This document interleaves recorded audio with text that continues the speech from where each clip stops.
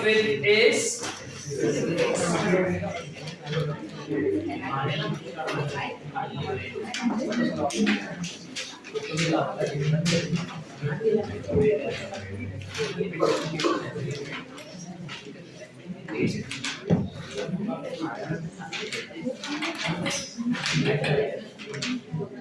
elimination product and their excretion.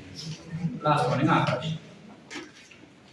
When we talk about elimination products, going back to the basics that we've understood earlier, ठीक है, human respiration के time पे हमने ये देखा था कि जब कभी तुम कोई फूड खाते हो, it gets digested into smaller pieces with the help of oxygen. That's why you need to respire. वो डाइजेस्ट होने के बाद छोटे-छोटे टुकड़ों में बांट दिया जाता है. हम बायोमोलिक्यूल कर चुके हैं, तो इसलिए मैं ये शब्द यूज करूंगा that a polymeric compound or a complex compound that's broken down to simpler compound या फिर उसके monomeric forms में वो कन्वर्ट होता है. ठीक है, मतलब क्या सर? मीनिंग अगर मैंने सपोज प्रोटीनेशियस फूड खाया, so that protein completely gets broken down in my digestive system, that is in my intestine, up to amino acids. Whereas if I have nucleic acids which I'm eating, whether I am a food vegetarian eater or am I non-vegetarian eater, ठीक है, मैं मांस मच्छी खाऊं या मैं चावल और चपाती खाऊं, मैं दोनों में से कुछ भी खाऊं, दोनों सेल से बने हैं. One is plant origin, one is animal origin, so they have cells. Cells will have nucleic acids in them, DNA, RNA. So जब मैं खा रहा हूँ तो obviously मेरे body में वो जा रहा है ना बेटा. So this DNA, RNA, that is nucleic acid, gets broken down to give you something called as nucleotides, which further gets broken down to separate nitrogen bases, sugar base, and phosphate. Are we clear? अब क्या होता है, ये चीजें absorb कर ली जाती है in your liver. मतलब स्मॉल इंटेस्टाइन, लार्ज इंटेस्टाइन में ये एब्जॉर्ब हो जाएगा और एब्जॉर्ब होकर वो पहुंचता है लिवर के पास. कैसे पहुंचता है? Through the hepatic portal system. We have understood that. So you have hepatic portal vein which carries all of this in liver. Liver में क्या होता है, अमीनो एसिड्स में से अमीनो ग्रुप यानी नाइट्रोजन चीज को साइड में कर दिया जाता है और ऑर्गेनिक एसिड को साइड में कर दिया जाता है. लाइकवाइज जो नाइट्रोजन बेस होते हैं उसमें से भी नाइट्रोजन को इकट्ठा कर दिया जाता है एक साइड में और बाकी चीजों को अलग से, ऑर्गेनिक एसिड्स को अलग से रख दिया जाता है. ये जो ऑर्गेनिक एसिड्स है उनको हमारा बॉडी रीयूज कर लेगा और जो नाइट्रोजन बचा है उसको वो बॉडी से बाहर फेंक देता है. हमारे बॉडी में कुछ इस प्रकार से सेग्रीगेशन होता है. बाकी एनिमल्स में भी इसी प्रकार से सेग्रीगेशंस होते हैं, लेकिन उनमें जब इन केमिकल्स को एक्सक्रीट किया जाता है तब अलग अलग फॉर्म्स में उसे एक्सक्रीट किया जाता है. डिपेंडिंग ऑन कि वो कहाँ पे जीते हैं, कौन से हैबिटेट में रहते हैं, उसके बेसिस पे हम उनका जो एलिमिनेटरी प्रोडक्ट होते हैं वो चेंज होते रहते हैं. कोई एनिमल्स ऐसे होते हैं which tends to excrete ammonia. You know what is ammonia? So some of them may excrete ammonia, whereas some of them may excrete urea. Some of them have the capability of excreting uric acid. आप एक बेटा, कोई ammonia excrete करता है, कोई urea करता है, कोई यूरिक एसिड करता है. इसके अलावा भी काफी सारे दूसरे नाइट्रोजनस वेस्ट होते हैं जिसको एलिमिनेट किया जा सकता है by different animals, which we will discuss a little later. लेकिन वो काफी कम मात्रा में होता है. मेजॉरिटी यही केमिकल्स होते हैं. ठीक है, जैसे हमारे बॉडी में हम ये तीन एक्सक्रीट करते हैं, लेकिन सबसे ज्यादा यूरिया के फॉर्म में उसे एक्सक्रीट करेंगे. ठीक है, let's try to understand them in detail. So an organism, the organism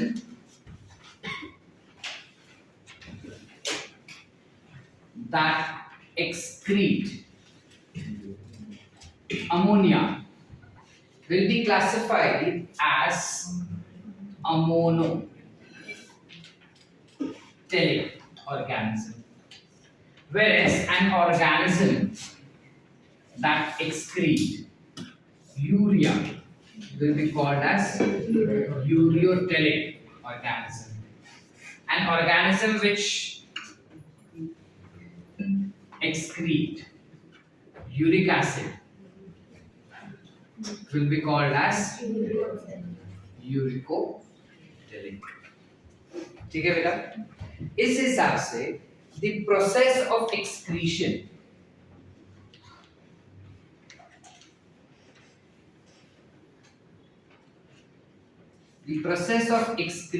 of ammonia is called as ammonotelism। क्या कहेंगे बेटा? ammonotelism। जब कभी भी कोई भी एनिमल अमोनिया को एक्सक्रीट करता है एज चीफ एक्सक्रीटरी प्रोडक्ट, तो उस पर्टिकुलर प्रोसेस को you call it as ammonotelism। Likewise, if you have urea being excreted, then the process of excretion of urea will be called as ureotelism। तो uric acid को excrete करने वाले को क्या कहेंगे प्रोसेस को? The process will be called as ureotelism। सारे terminologies clear हो गए बेटा? अब बहुत ही इंपॉर्टेंट चीज, जब हम अमोनिया का बात करते हैं, this is highly toxic nitrogenous waste that we see। सबसे ज्यादा पॉइजनस अगर कोई नाइट्रोजनस वेस्ट होता है तो वो अमोनिया होता है।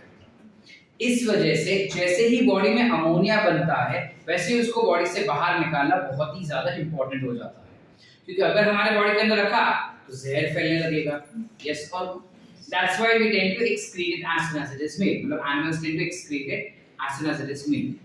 ठीक है, अब हम जो भी खा रहे हैं डाइजेशन तो कंटिन्यूअसली हो रहा है, दैट मींस अमोनिया भी बॉडी में कंटिन्यूअसली बन रहा है। अगर कोई एनिमल अमोनिया बनाता है और अमोनिया को सिक्रीट कर रहा है as chief excretory product, isn't it obvious कि उसको कंटिन्यूअसली अमोनिया को बाहर छोड़ना पड़ेगा बॉडी से। और अगर अमोनिया को कंटिन्यूअसली बाहर छोड़ना है और अगर बड़े ऑर्गेनिजम्स हो हमारे जैसे, तो हम तो वॉशरूम में ही बैठे रहेंगे।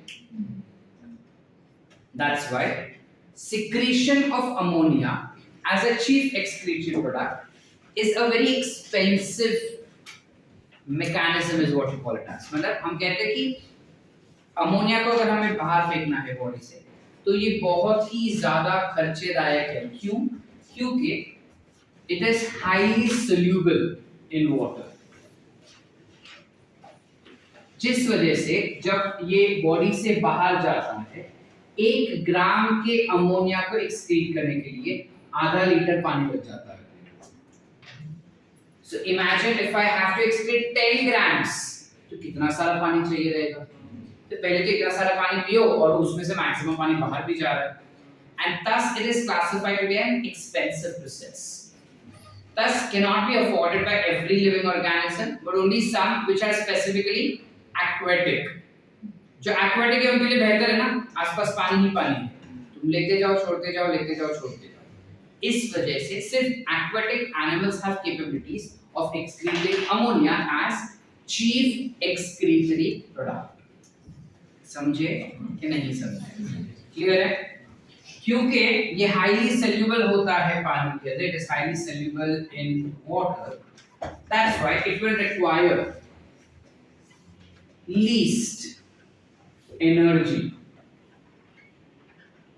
for excretion of ammonia। क्योंकि पानी में soluble है तो हमें जोर लगाने का जरूरत ही नहीं, पानी के साथ ही बाहर निकल जाएगा, एनर्जी एक्सपेंड का जरूरत ही नहीं है। आगे क्या बेटा? चले आगे। Cut to, when we talk about urea, urea इसके जितना टॉक्सिक नहीं होता, it is less toxic and thus can be stored in body for some time। कुछ समय के लिए हम उसको हमारे बॉडी में स्टोर कर सकते हैं, whereas this cannot be stored in body। इसको बॉडी में हम स्टोर कर ही नहीं सकते because it is highly toxic। ये लेस टॉक्सिक है, इसलिए बॉडी में कुछ समय के लिए हम इसको स्टोर कर सकते हैं। आगे clear? Can I go ahead? अब यूरिया जो होता है वो लेस टॉक्सिक क्यों हो जाता है? बिकॉज अमोनिया ही सबसे पहले हमारा बॉडी बनाता है एज एन एक्सक्रीटरी प्रोडक्ट। उस अमोनिया को, जब वो अमोनिया परऑक्सीजोम्स में जाता है, peroxisome is a type of microbodies which we have studied in cell unit of life. For late joiners, I am repeating what exactly happens. हमारे सेल्स के अंदर एक स्ट्रक्चर होता है जिसे हम कहते हैं peroxisomes, जहाँ पे ये नाइट्रोजनस वेस्ट जो होते हैं, जो हाईली टॉक्सिक है, उसको ऑक्सीडाइज करके, we know what is oxidation, उसको ऑक्सीडाइज करके लेसर टॉक्सिक वर्जन में कन्वर्ट किया जाता है. Meaning ammonia which is highly toxic will get converted to urea which is lesser toxic version. Are we clear? That's peroxisome का function. So you have ammonia which gets converted to urea with the help of a particular cycle, what we call it as ornithine cycle. Ornithine cycle नाम से एक cycle होता है. Ornithine is again a type of amino acid. ठीक है, but it's a non protein amino acid, यानी ये ऐसा अमीनो एसिड जो प्रोटीन बनाने में हेल्प नहीं करता. ठीक है, तो ऑर्निथिन साइकिल जब परफॉर्म होता है तब बाय प्रोडक्ट के तौर से हमको यूरिया बन के मिलता है. समझा आपको? जब अमोनिया को यूरिक एसिड में, अमोनिया को अगर यूरिया में कन्वर्ट करना होगा तो हम ऑर्निथिन साइकिल परफॉर्म करते हैं, जिसमें ये साइकिल जब हो रहा होता है तब एक बाय प्रोडक्ट निकलता है which is nothing but urea. Are we clear? Yes. Any doubts so far? पक्की बात. ये साइकिल होता किधर है हमारे बॉडी में? So just for your information, this happens in hepatocytes. What are hepatocytes? Correct. जोर से बोलो. Liver cells. Liver cells में होता है. ठीक है बेटा? ठीक है. चले आगे. अब because this one is less soluble in water as compared to ammonia. This is less soluble in water, because of which for excretion of 1 gram of urea it would take somewhere around 50 ml of water. It takes somewhere around 50 ml of water for excretion of 1 gram of urea. Are we clear? Are we clear? क्योंकि इसको पानी कम लग रहा है, obviously it will require some energy for its excretion. Are we clear? Are we clear? Yes. Yes or no? Yes. Any doubts? No. Next, when we talk about uric acid, this is least या फिर non-toxic chemical. ठीक है, and that's why it can be stored in body for long time. काफी समय के लिए uric acid को body में स्टोर किया जा सकता है, बिकॉज सबसे कम टॉक्सिक होता है. ठीक है, एंड दिस इज लीस्ट. अच्छा, ये बनता कैसे? So this is form when urea, ammonia से यूरिया बनाएगा, यूरिया से uric acid. So urea gets converted to uric acid by a particular pathway to what you call it as ionosinic pathway. ठीक है? This is insoluble in water. वो पानी में solubilize नहीं होता, बहुत कम, least या फिर insoluble in water होता है, जिस वजह से अगर हमें 1 ग्राम के यूरिक एसिड को, if we want to excrete 1 gram of uric acid, it costs somewhere around it will require somewhere around 10 ml of water only. 10 ml के पानी से ही यूरिक एसिड जो बॉडी से बाहर निकल जाता है. क्योंकि इतना कम पानी लेके ये बाहर निकलता है, इसलिए जो यूरिन होता है ना इन एनिमल्स का, जो यूरिक एसिड सिक्रेट करते हैं, वो पैलेट फॉर्म में होता है. पैलेट समझता है? गोली के फॉर्म में. ठीक है?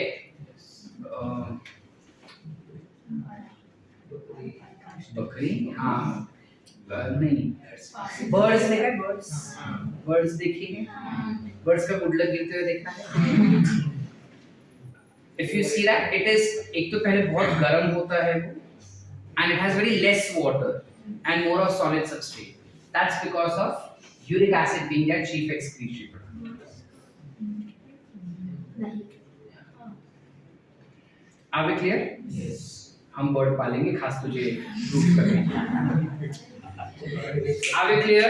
Yes. Yes or no? All sort. चलो आगे. Now since it is requiring very less amount of water, बिना पानी के अगर यूरिन को या नाइट्रोजनस बेस को एक्सट्रैक्ट करें तो ऑब्वियसली अपने को ज्यादा एनर्जी लगेगा. So it requires high energy.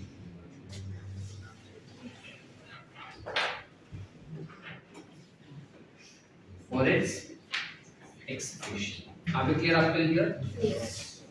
Without said up? Let's go to understand their examples. Consequence examples. So when we talk about ammonia, which animals excrete ammonia? तो सबसे पहले तो जितने भी lower invertebrates हैं, which includes what? Porifera, Cnidaria, ठीक है? All of that will excrete with the help of or will excrete ammonia. ठीक है? जब हम नेरिस का या ऑर्थोन का बात करते हैं वो भी अमोनिया को ही secrete करते हैं. ठीक है? इसके अलावा you can have bony fish which excrete it. You can have something called as tadpole, which is larva of frog. Yes. ठीक है? You can have some of the aquatic reptiles also.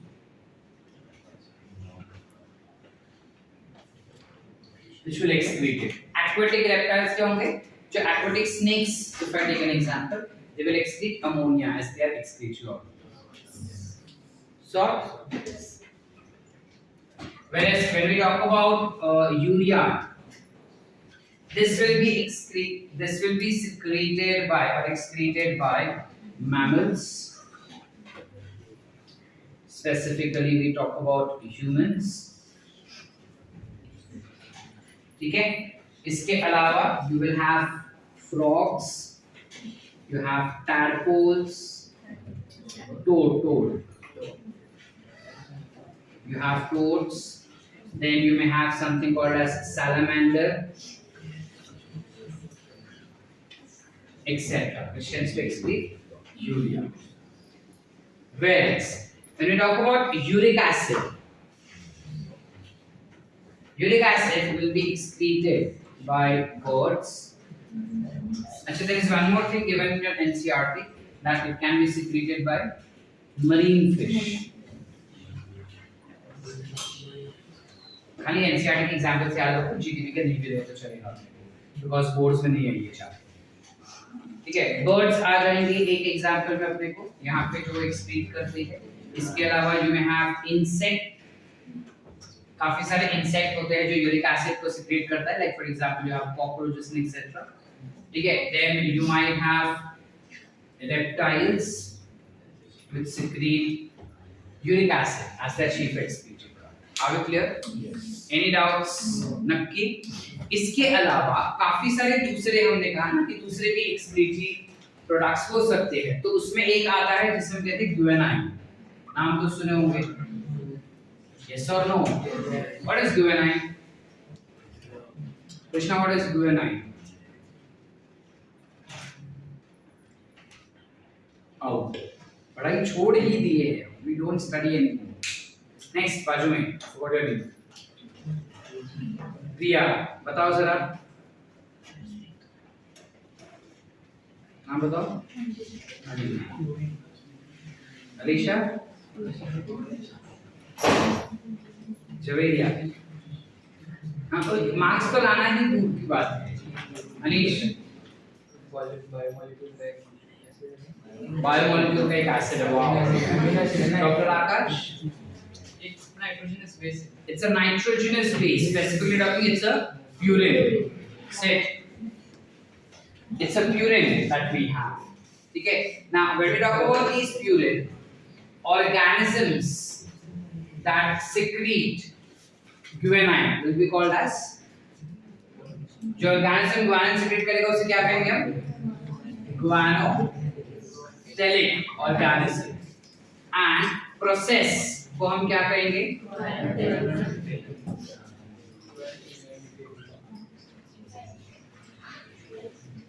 Just check कि ये दिख रहा है क्या camera में? ठीक है, you have to annotate which is there. हाँ दिख रहा है। ठीक है, अब कौन से एग्जांपल्स हो सकते हैं ऑर्गेनिजम्स के जो ग्वानिन को सिक्रीट करता है? So basically you have all arachnids. You know what are arachnids? Yes. बताओ. It includes spider, scorpion, then crab, penguin as an example. ठीक है, arachnids क्या होते हैं? बेसिकली जब हम आर्थ्रोपोड्स का बात करते हैं, kingdom arthropoda can be divided into 3 classes. You have crustaceans, you have arachnids, and you have insect. Crustaceans are aquatic arthropods. Example, prawns. Arachnids are land arthropods but flightless. Flightless यानी कि उड़ नहीं सकते. ठीक है? Example, spider. Insect, we know that these are land arthropods and can fly. Example, you can mention it by yourself. Are we clear? So सारे arachnids जो होते हैं guanopteric हो सकते हैं. इसके अलावा you can also have something called as pipiuric acid. So it is basically pipiuric acid is nothing but humans tend to excrete benzoic acid in form of pipiuric acid. Likewise, you also have something called as ornithuric acid.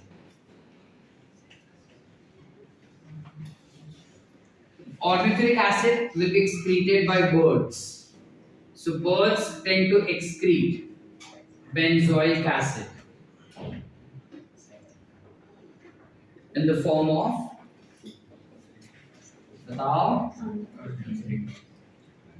ornithuric acid. Are we clear बेटा? Yes or no? Yes. इसके अलावा एक और बहुत ही important excretory product होता है जिसे हम कहते हैं creatinine.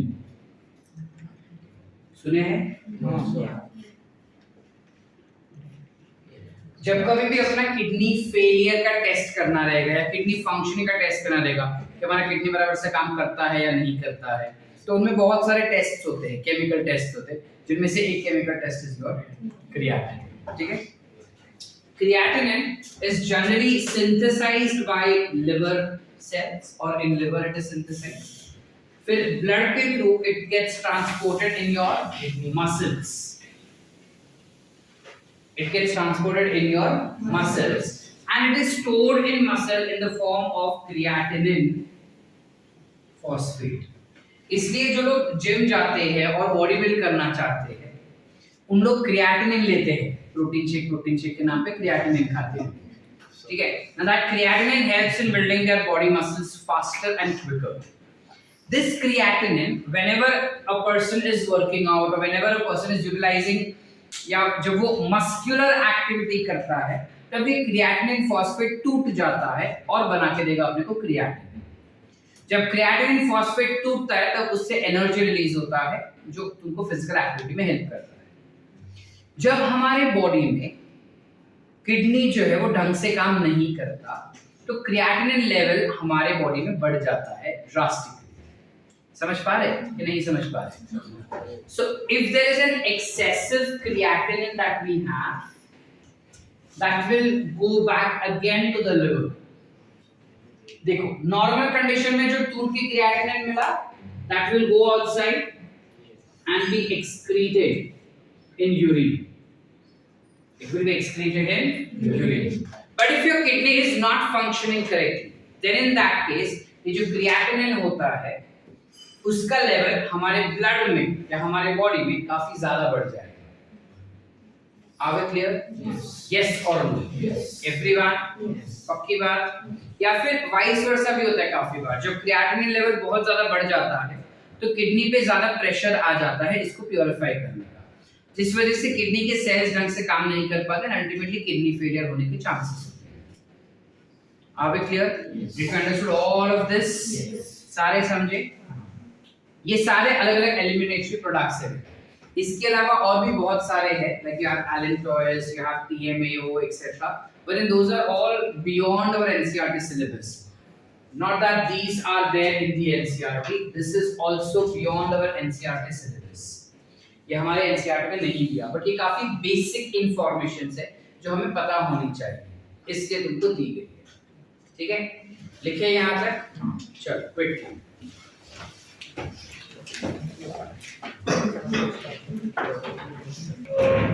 When we talk about excretory organs, कि ये सारी चीजें exactly excrete कैसे की जाती है, तो अलग-अलग एनिमल्स में अलग-अलग excretory organs होते हैं. ठीक है, like for example अगर हम बेसिक बोले, which is of porifera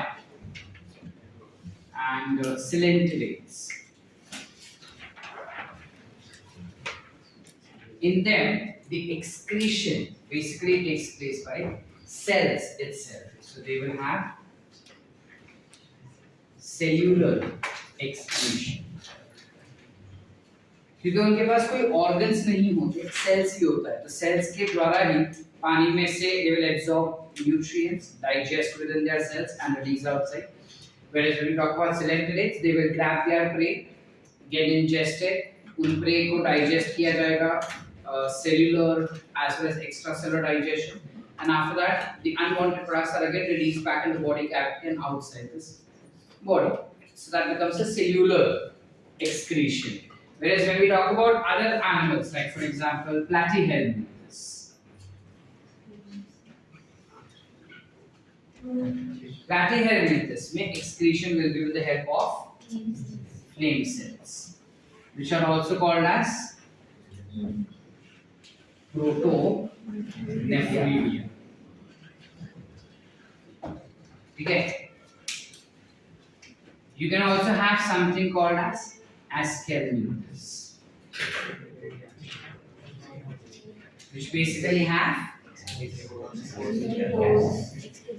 they have rennet cells, or what we call it as H-shaped cells. अब इसमें एग्जैक्टली होता क्या है, ये हमने मोस्टली आई एम अज्यूमिंग कि एनिमल में नहीं पढ़ा है. अगर ये पर्टिकुलर हमारा एस्केरीज है कुछ ऐसा, this ascaris would have some opening present in their body which is called as excretory pore. इस excretory pore के नीचे के साइड पे एक H शेप का कुछ ऐसा सेल होता है जिसे हम रेनेट सेल या H शेप्ड सेल कहते हैं, जो एक पाइप के द्वारा excretory pore में जाके ओपन हो जाता है. ठीक है. Then ascarmentid के बाद you have annelids.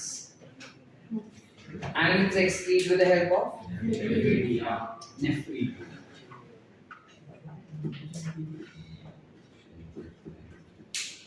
Annelids के बाद में आ जाते हैं arthropods.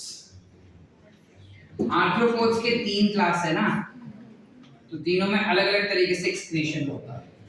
When we talk about insect, arachnids and crustacean,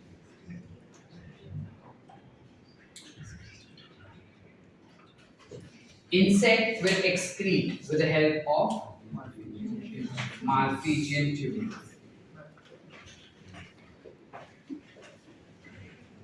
Whereas when we talk about arachnids, उनके थाई रीजन जो होता है वहाँ पे एक ग्लैंड होता है जिसके द्वारा एक्सक्रीशन किया जाता है.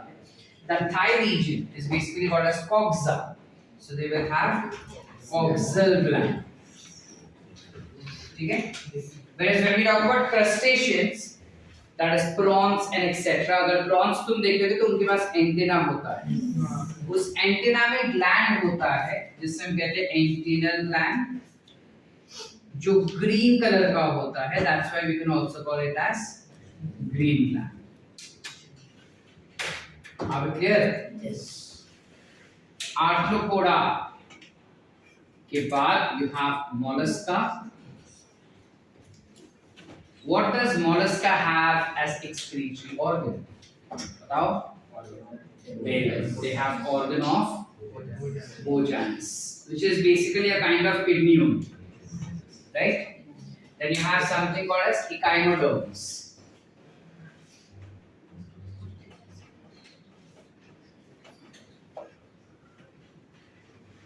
Echinoderms basically have, उनके पास as such कोई organ नहीं होता, but they rather have water vascular system.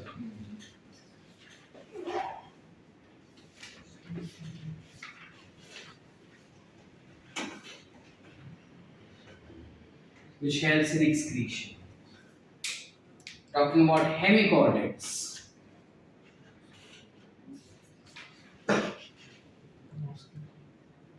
They have Yes.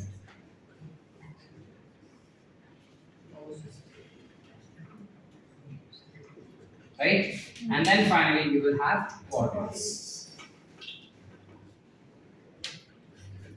You should always have kidney. There are different types of kidneys that they will have for excretion. We don't have to get into the details. हम खाली humans का kidney पढ़ेंगे और सारे organs clear है? Excretory organs, everyone? Yes. Any doubts? No. Sorted? लिखें? चलो.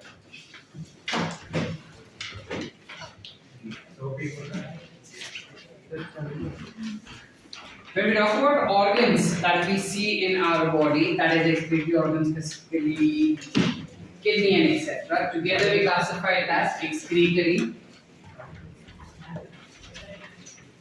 system. So, in human body, when we talk about excretory system, we know that we have a pair of kidneys.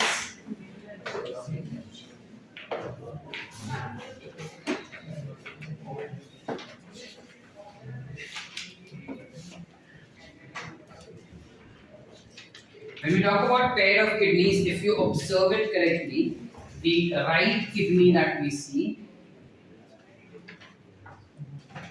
is slightly lower as compared to left kidney. That's because इसके ऊपर you will have liver which is present. Liver होने की वजह से right kidney हमेशा left से थोड़ा नीचे होता है location wise. ठीक है? This is nothing but ureters. ठीक है? So the system basically consists of single pair of kidney. It has single pair of ureter.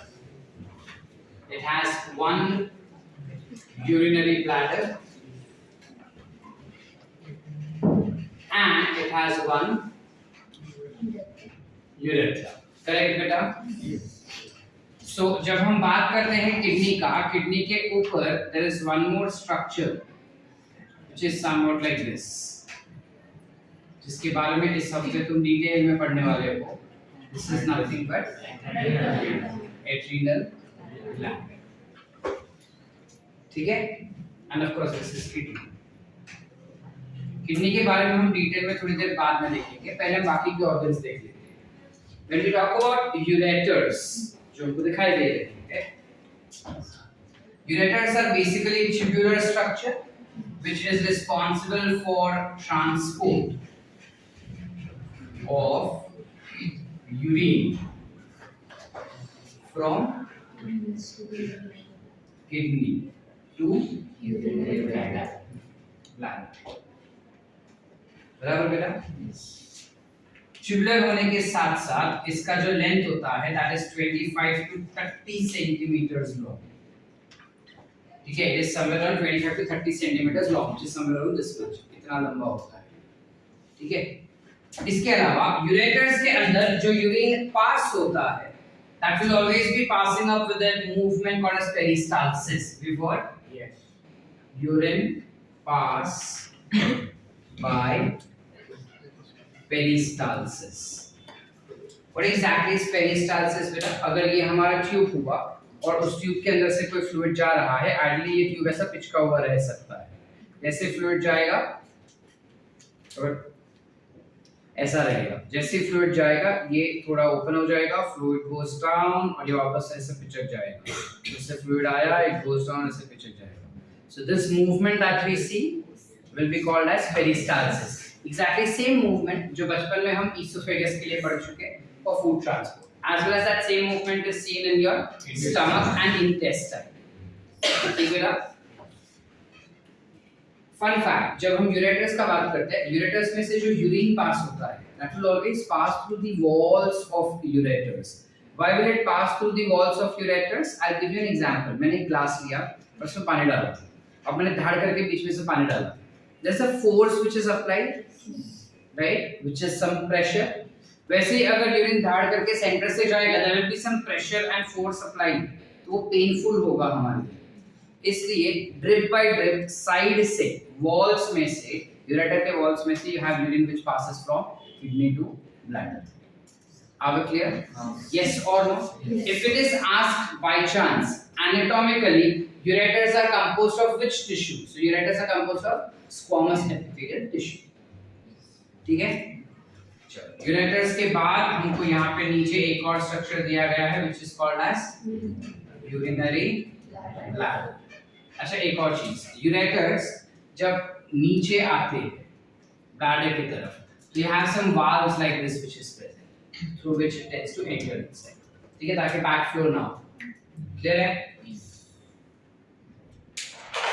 जब हम urinary bladder का बात करते हैं, तो urinary bladder is basically a pear-shaped sac-like structure which is responsible for doing what? Storage of urine. ठीक है, it is highly extensible, यानी basically it is highly flexible in nature. ठीक है, इसके अलावा जब ब्लैडर का बात करते हैं, इसके पास 3 वॉल्स होते हैं.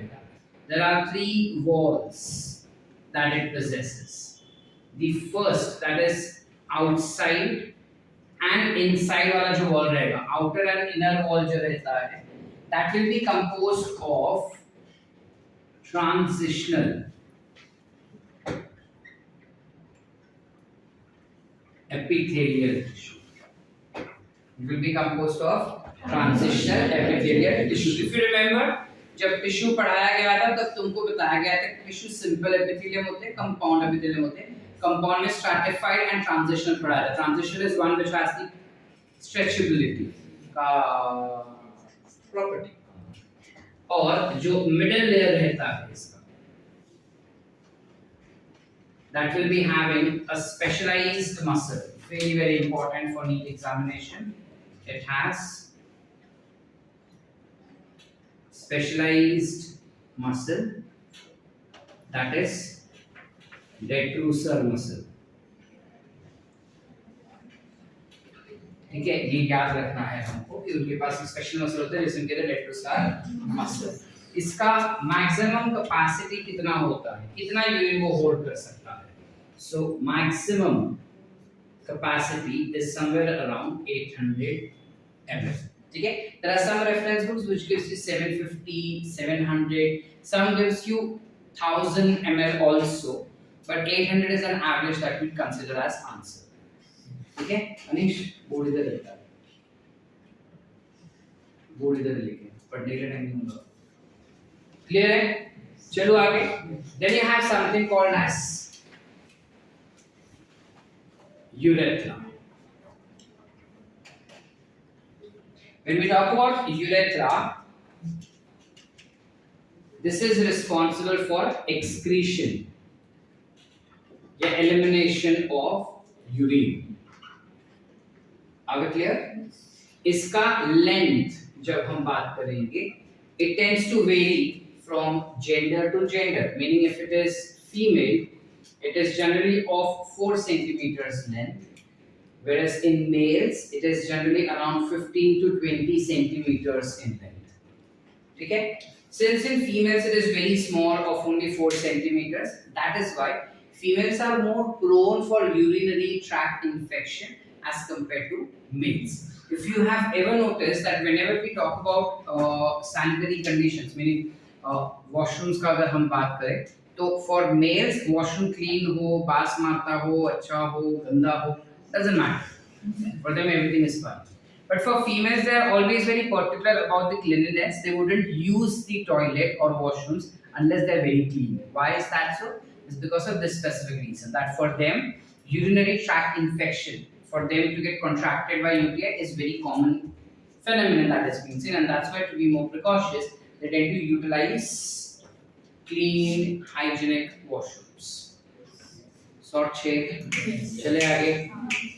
Now, when we talk about this 15 to 20 centimeters length in males, urethra in males is further divided into 3 parts. You have something called as prosthetic urethra, you have something called as membranous urethra, and you have something called as penile urethra. Prosthetic urethra is somewhere around 3 to 4 centimeters long. Membranous is somewhere around 1 to 2 centimeters long, whereas penile urethra is 15 centimeters long. Okay? Which together brings up to somewhere close to 20 centimeters. Sorted? Any doubts? Everyone? All clear? चले आगे. Urethra जो होता है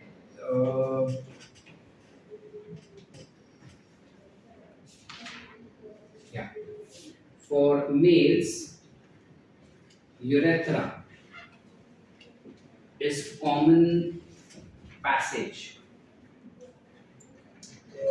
for semen and urine. Okay, semen is basically a fluid that carries sperm cells along with nutritious fluid. So that as well as urine is carried or is transported through the same structure, that is urethra. Whereas in females that is not so. ठीक? Any doubts? Sort है यहाँ तक?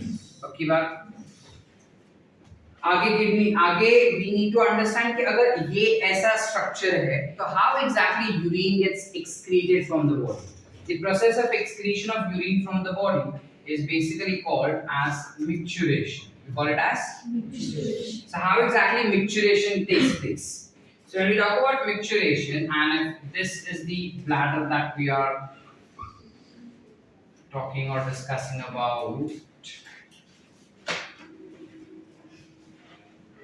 ठीक है, कुछ ऐसा अगर है ब्लैडर हमारे पास, तो जनरली ब्लैडर के वॉल्स पे जो मस्कुलर वॉल्स होता है ना, उन पे कुछ इस प्रकार स्ट्रेच रिसेप्टर्स रहते हैं. ठीक है, there are certain stretch receptors like this, and urethra, okay, there are certain stretch receptors like this. छोड़ो, जैसे ही इसमें पानी भरने लगता है, जैसे ही 150 ml of urine is filled in bladder, the stretch receptors gets activated. ठीक है, जैसे ही ब्लैडर में 150 ml का यूरिन भर जाता है, धीरे धीरे करके ये जो वॉल्स होता है वो स्ट्रेच होने लगता है. जैसे ये वॉल्स स्ट्रेच होता है, इन रिसेप्टर्स को पता चल जाता है कि मसल्स को प्रेशर आ रहा है, तो ये ब्रेन को जाके मैसेज पहुंचाता है. It passes the signal, it passes the signal to your central nervous system कि भाई कुछ तो गलत हो रहा है, मेरे को धक्का मिल रहा है, तो तुम जरा चेक करो क्या है करके. they are giving me some force, they are giving me some pressure. तो ब्रेन इसको एनालाइज करे कि क्या है, तो ब्रेन बोलता है ओहो यूरिन भर गया, उसको बाहर निकालना है. अब वो इंफॉर्मेशन पास करता है हमारे यूरेथ्रा के पास, और यूरेथ्रा के पास स्फिंक्टर्स होते हैं. Know what are sphincters? We know what are sphincters? Yes sir. They have some sphincters. Sphincters मतलब वाल्व्स जैसा ही होता है. ठीक है, जैसे अगर तुम एक प्लास्टिक बैग लो, उस प्लास्टिक बैग के अंदर पानी भर दो और उसके ऊपर से उसको ऐसा बांध दो। जब ऊपर से बांध दिया ना, फिर रबर बैंड बांध दो। अब अगर पानी को जाना है तो उस रबर बैंड को ऐसा खींचते हुए जाना होगा। सो दैट रबर बैंड वाला जो ब्लॉकेज है, that is nothing but sphincter, muscular sphincters जो हमारे बॉडी में दिखाई देते हैं। Are we clear? Yes, sir. Yes और no? Yes. So if urine has to pass up, उसको खींच के पास करना पड़ेगा, not leisurely खींच के. You have muscles which gets relaxed when neurons ask them. So जैसे ही 150 ml भर गया, ब्रेन के पास मैसेज गया, ब्रेन बोला कि चलो भाई यूरिन को बाहर फेंकना है। तो जो अंदर वाला स्फिंक्टर होता है, ये स्फिंक्टर, दिस इनर स्फिंक्टर, जो सीएनएस है वो तो मैसेज भेजता है इनर स्फिंक्टर पे कि भाई यूरिन पास करना है, तो बोलता है ठीक है, झाड़ करके वो तो खुल जाता है, यूरिन सब नीचे। अब ऊपर वाले की हम पे बहुत ज्यादा कृपा है that we have one more sphincter which is outer sphincter which is voluntary. अगर involuntary होता तो अनीश का घर किधर है और वो कहाँ से आता और कहाँ घूमने गया था वो सब हमें पता चला। ठीक, समझे कि नहीं समझे? नहीं समझे? नहीं तो नहीं समझा। क्लियर है? अरे यस और नो? चले आगे। सुनीता को अब समझा जो? अच्छा, जोक का जोक बनाया। चलो। आगे क्लियर आपको इधर? Can I go ahead? Yes. यहाँ तक कॉन्सेप्ट सॉल्व? अंदर वाला स्फिंक्टर इज इनवॉलंटरी, बाहर वाला sphincter is voluntary, which will help in excretion of या removal of urine.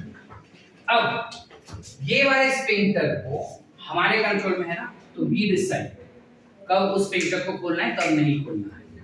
तो how do we decide? You have another neuron that is present within CNS only, which is called as pudendal nerve. क्या म्हणता है बेटा?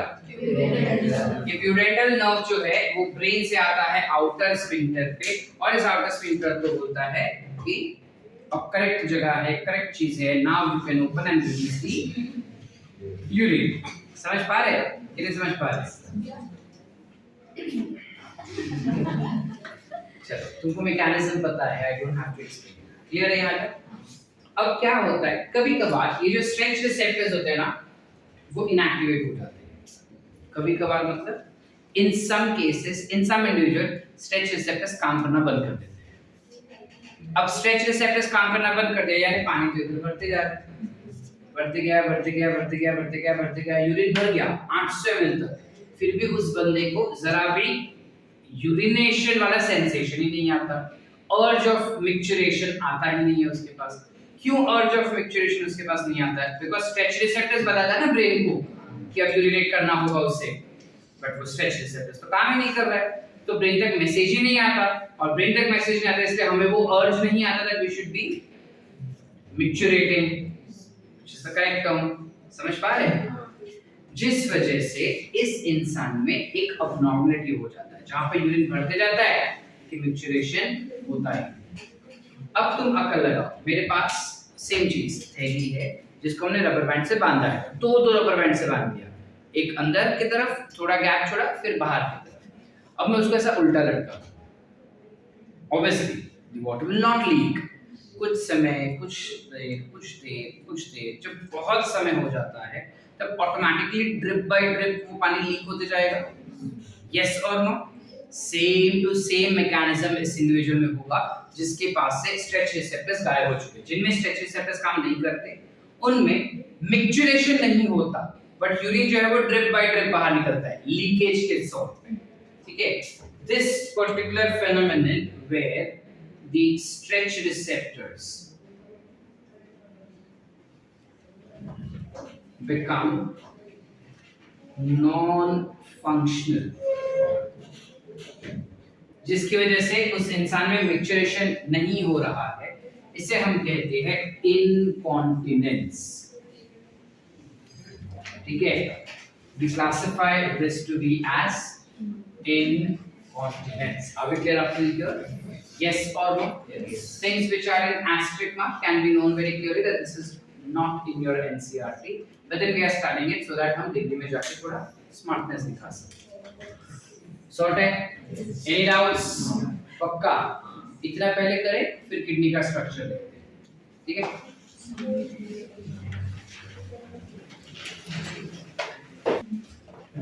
जब हम kidney के structure का बात करते हैं, talk about kidney specifically. I'll erase this first.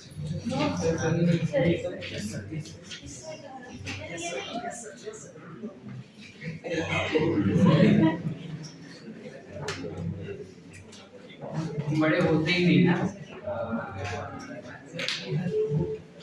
When we talk about kidney basically,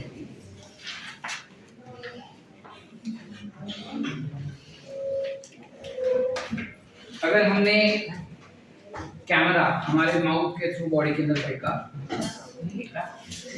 मतलब when you ingest एंडोस्कोपी जिसे कहते हैं, दैट ठीक है। अब इमेजिन कि हम माउथ के थ्रू किसी एक डेड बॉडी के अंदर गए, ठीक है, अंदर जा रहे you have seen was vertical column, सुना है?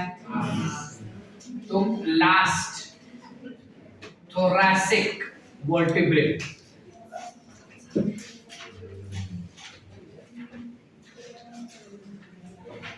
लास्ट thoracic vertebrae जो होता है वहां पे से अपने को एक चीज देखने को मिलता है which is called as which is extending, मतलब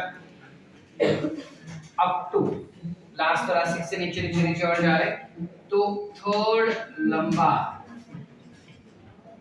वर्टिब्रे तक अपने को किडनी दिखाई देता है, इतना लंबा होता है, ठीक है? So with that respect, its length somewhere comes up to 10 to 12 centimeters. Width यानी thickness जब हमने देखा उसका, तो उसका thickness was somewhere around 5 to 7 centimeters. Sorry, width जो था वो 5 to 7 centimeters था, और उसका thickness was 2 to 3 centimeters. ठीक है? यानी किडनी अगर हम ऐसे स्टार्ट करें, तो just try to feel over here. यहाँ पर तुम देखोगे तो you can feel your ribs, है ना? थोड़ा नीचे जाओ, यहाँ तक हड्डी है तुम्हारा, यानी यहाँ तक अपना रिब्स है। अब इधर हम पीछे पीछे जाएंगे तो यहाँ पर you have your last thoracic vertebrae. उधर से नीचे अगर तुम किए लास्ट है, फिर 1, 2 and 3, यानी इतना चंक में ऐसे अगर हम आगे आए तो यहाँ पे कहीं पे अपने किडनीज लोकेटेड है, बट पीछे बैक साइड हमारा किडनी चिपका हुआ है, ठीक है? मतलब किसी ने अगर ऐसा चाकू मारा ना, किडनी उड़ गया, ठीक है?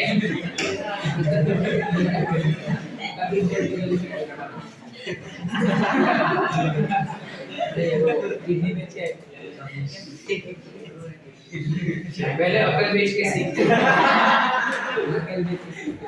फिर अपन आईफोन का चिंता करेंगे। चलो, ये किडनी का थिकनेस हो जाता है।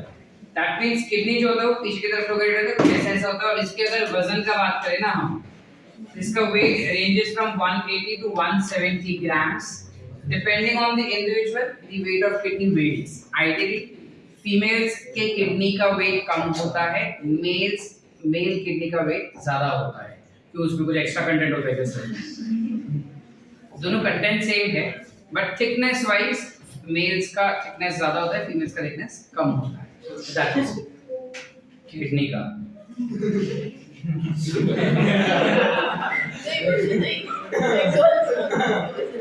So with that respect, जब हम फीमेल किडनी का बात करते हैं उसका वेट समवेयर अराउंड 135 या 130 ग्राम्स का होता है, whereas मेल का जो किडनी होता है वो 150-160 ग्राम्स के आसपास होता है उसका, ठीक है? ऐसे ही सारे ऑर्गन्स का वेट अगर हम देखेंगे तो फीमेल्स में हमेशा कम होता है, मेल्स में हमेशा ज्यादा होता है। जिस वजह से अगर तुम दो एग्जैक्टली आइडेंटिकल बॉडी टाइप दिखने वाले लड़का और लड़की को बाजू बाजू में खड़े रखोगे, ठीक है, तो तुमको दिखने में शायद ऐसा लग सकता है कि लड़का और लड़की दोनों का वजन सेम है, बट नहीं होता। फीमेल का वजन हमेशा 10-15 किलो कम रहेगा एज कंपेयर टू मेल। मतलब अगर मैं मैत्री को खड़ा रखूं और एग्जैक्ट उसके जैसे दिखने वाली लड़की को बाजू में खड़ा रखूं, तो इफ मैत्री का वजन is 70 kg, that female will have weight of 50-55 kgs, even though physically she would look exactly similar to me. Okay, that's because of the lesser weight of the organs. That's why we always say that biologically we say that females are always their body is developed weaker as compared to males because of these specific reasons. ठीक?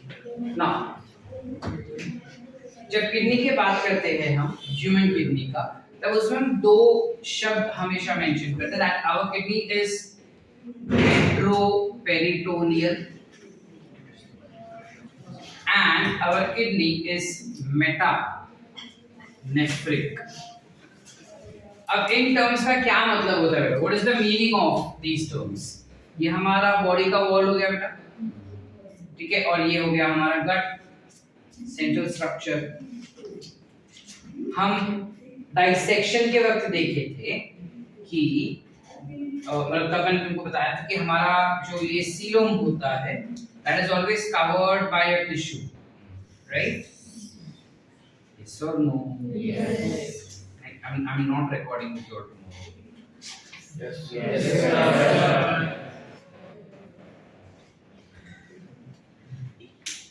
ठीक है, पूरा इस प्रकार से tissue से covered होता है हमारा coelom.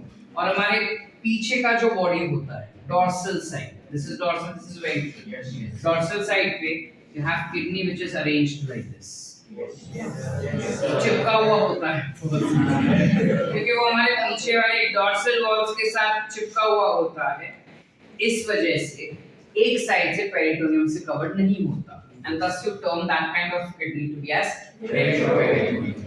We call it as metanephric kidneys because हमारे किडनीज में जो नेफ्रॉन्स होते हैं वो एडवांस्ड वर्जन वाले होते हैं. सबसे एडवांस्ड नेफ्रॉन्स हमारे किडनी में होते हैं, ठीक है. इसके अलावा प्रोटो और मेटा, मतलब ऐसे तीन टाइप के नेफ्रॉन्स होते हैं, pronephron, protonephrons and metanephrons. So we have metanephric kidneys.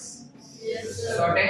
Kidney को अगर हम डिटेल में डाइसेक्शन करके देखें कि अंदर क्या कैसे दिखेगा, सो of course we are aware that they are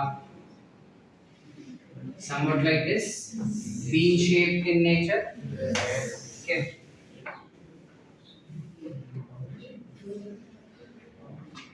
they are bean shaped.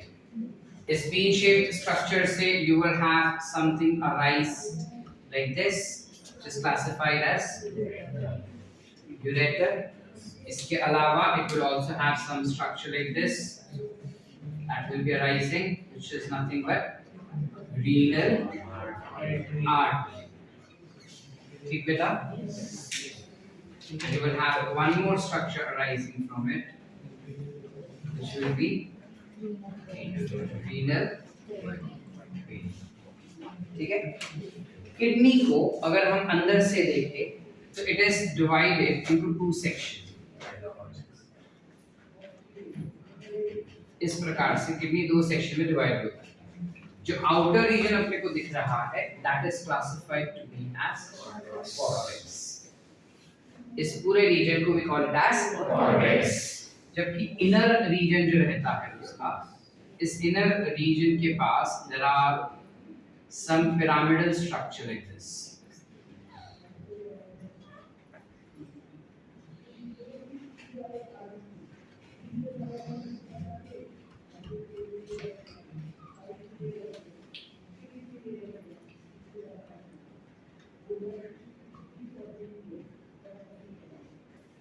कुछ इस प्रकार से पिरामिड स्ट्रक्चर है, ठीक है. अब इस पिरामिड स्ट्रक्चर को we will call it as medullary pyramid. क्या मिलता है बेटा? Medullary pyramid. ठीक है. इस मेड्यूलरी पिरामिड के इनर मोस्ट साइड पे अपने को कुछ ऐसा स्ट्रक्चर दिखाई देता है, सम स्ट्रक्चर लाइक दिस. ठीक है. पूरे लोकेशन, पूरे सारे पिरामिड्स पे अपने को ऐसे रीनल मेड्यूला भी कहेंगे क्या मेड्यूलर पिरामिड्स को.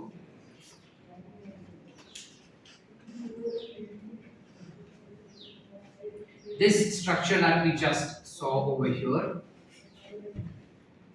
can be called as renal papillae. We call it as renal papillae. इस रीनल पैपिले से होते हुए कुछ ऐसा ट्यूबुलर स्ट्रक्चर बाहर आता है।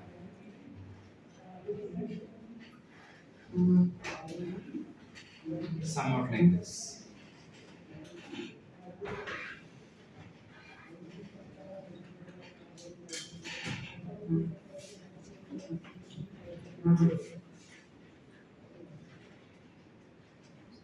Are we getting the point? Yes.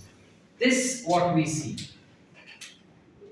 ये जो हमको दिख रहा है यहाँ पे, इसको हम कहते हैं माइनर कैलिक्स। क्या कहेंगे बेटा? Minor calyx. तो बहुत सारे माइनर कैलिक्स मिलके एक बड़ा सा स्ट्रक्चर बना रखे हैं, सीधा है। This will be called as major calyx. This centralmost part that we see over here is called as renal pelvis. ठीक है? And this specific region जहाँ पे ureters और kidney एक दूसरे को मीट करते हैं, the opening is basically called as hilum. यानी अगर ये ऐसा कुछ kidney है, so you have ureters coming up like this. So this structure will be called as hilum. Are we clear up to here, beta? Yes. Any doubts? No, sir. जो kidney है उसमें if you notice pyramids के बीच-बीच में भी cortex जा रहा है, दिख रहा है अपने को? It forms a column. Can we see? They're forming some column.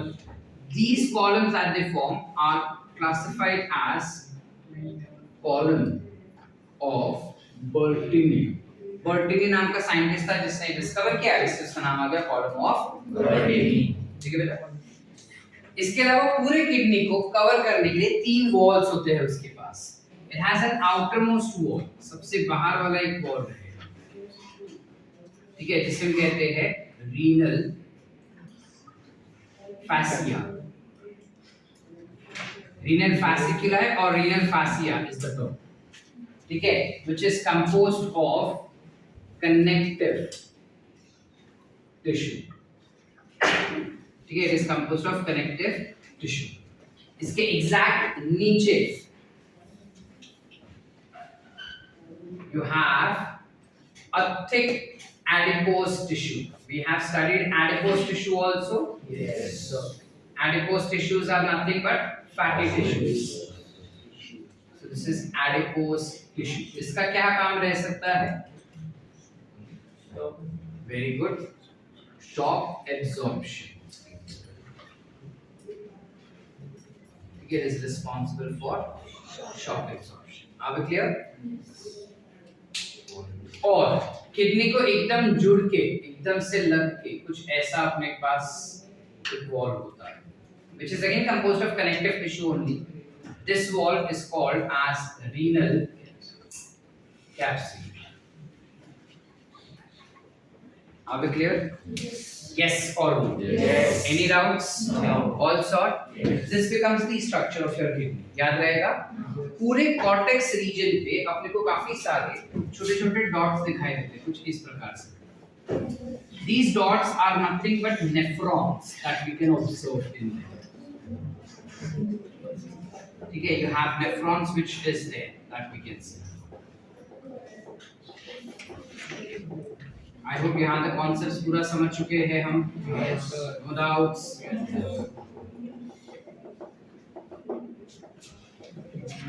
ठीक बा? तो उसके शिल्ले काही तो समजाणू याद રહેશે नक्की लिखो फिर शक्ल क्या देखते हो. हो गया. Done for the day.